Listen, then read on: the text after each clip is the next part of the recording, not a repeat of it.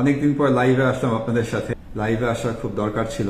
যেন কখনো কখনো খুব কান্না পায়, কিন্তু চোখের জল ফেললেও মুখের হাসি ঠিক রাখতে হয়। এভাবেই জীবন চলে। দীর্ঘদিন পর বাবা ইমরান শরীফ কিছু গুরুত্বপূর্ণ বিষয় নিয়ে লাইভে আসেন। বিশেষ করে অ্যাডভোকেট শিশির মনির উপরে ক্ষোভ প্রকাশ করেন বাবা ইমরান শরীফ। বাবা ইমরান শরীফ বলেন, যে মানুষটি জনগণের প্রতিনিধি হিসাবে সামনে আসলো, সেই মানুষটি কিভাবে পারে একজন বাবাকে সন্তানহারা করতে। দর্শক, চলুন বাবা ইমরান শরীফের পুরো লাইভ ভিডিওটি দেখে আসি। আসলে অত্যন্ত ব্যস্ত জীবন কাটছে। আমি আপনাদের কাছে কৃতজ্ঞ যে এত কিছুর মধ্যেও আপনারা যে এত মেসেজ পাঠান আমাকে, এত ভিউ দেন। আপনারা হয়তো লক্ষ্য করেছেন কোন ভিডিও 20 সেকেন্ড 30 সেকেন্ড 1 মিনিটের বেশি বানাই না। তার মানে হচ্ছে এই কয়েক সেকেন্ডের ভিডিও বানিয়ে ফেসবুক থেকে কোনো টাকা পয়সা অর্জনের উপায় নাই বললেই চলে, খুব কম।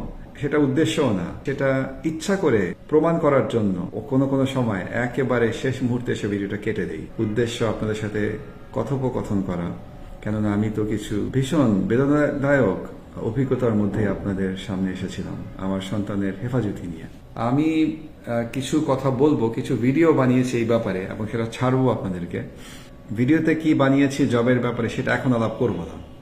আপনারা যে সিভিগুলো পাঠিয়েছেন, যে কথোপকথন করেছেন চাকরির জন্য, মেসেজ পাঠিয়েছেন, সেটা নিয়ে কিছু ভিডিও বানিয়েছি যেন আপনারা বুঝতে পারেন কিভাবে কাজের জন্য সিভি পাঠাতে হয় এবং সে প্রসঙ্গে কিভাবে একজন কর্ম নিয়োগকর্তার সাথে কথাবার্তা বলতে হয়। অনেক সমস্যা আছে সেখানে, আপনাদের সিভি দেখে আমি বুঝতে পেরেছি। আমি যেই প্রেক্ষাপটে আপনাদের সামনে এসেছিলাম আমার বাচ্চার হেফাজতি নিয়ে, জানেন, আমার দেশের মানুষ, আমি যে কষ্টগুলো পেয়েছিলাম সেগুলো সব আমার দেশের মানুষ আমাকে দিয়েছে। এবং শুধু দুটো কারণেই, যারা দেখিয়েছে তারা ধার্মিক মানুষ, কিন্তু ধর্মকে ব্যবহার করে নিজে বিখ্যাত হওয়ার জন্য, টাকা পয়সা কামানোর জন্য করেছে এটা। ইলেকশনে তারা সেটা আবার প্রমাণিত করে দিচ্ছে। আমি খুব বেশি সে সম্বন্ধে কথা বলবো না। অনেকে আছেন ইলেকশনে দাঁড়াচ্ছেন, তারাই যুদ্ধ করেছেন আমার বাচ্চাকে আমার থেকে নিয়ে নেওয়ার জন্য, কেননা সেই পদ্ধতিতে তারা টাকা পয়সা উপায় করতে পারবেন, অর্জন করতে পারবেন এবং বিখ্যাত হতে পারবেন বিদেশিদের সামনে। সেটাই ছিল তাদের উদ্দেশ্য। আপনার মামুনিটা কেমন আছে? ভালো আছে আলহামদুলিল্লাহ। লায়লা কেমন আছে? ভালো আছে লায়লা, অশেষ ধন্যবাদ। ভাইয়া কেমন আছে? লায়লা মামুনি কেমন আছে? ভালো আছে। রবিউল ইসলাম ভাই, অশেষ ধন্যবাদ।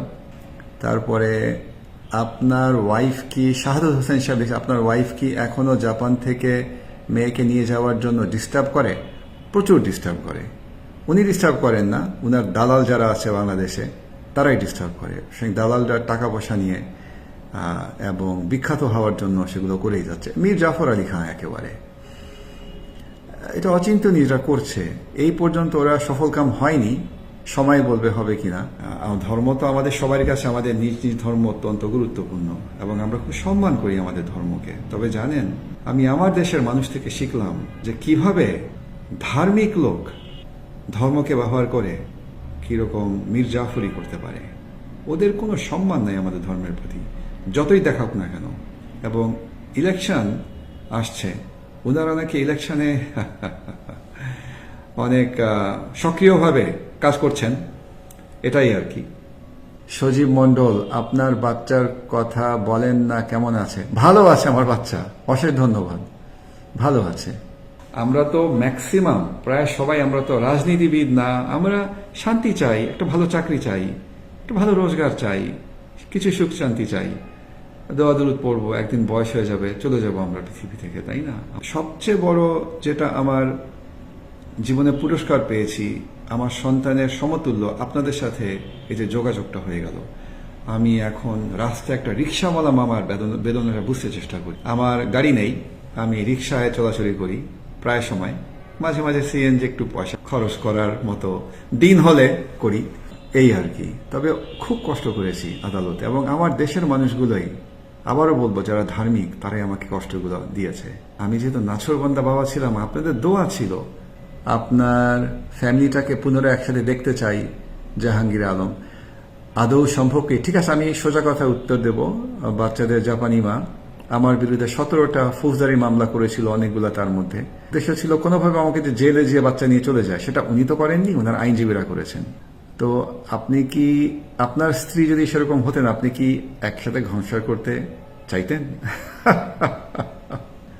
জাসমিনের সাথে কি আপনার যোগাযোগ হয়? শাকিল, সুলতান আপা ভাই ভাই লিখেছেন, না কোনো যোগাযোগ করতে দেয় না তাদের মা। আমি নববর্ষে লিখেছি, তার মার জন্মদিন গেছে সেখানেও লিখেছি ইমেল, কোনো যোগাযোগ করতে দেয়নি আমাকে।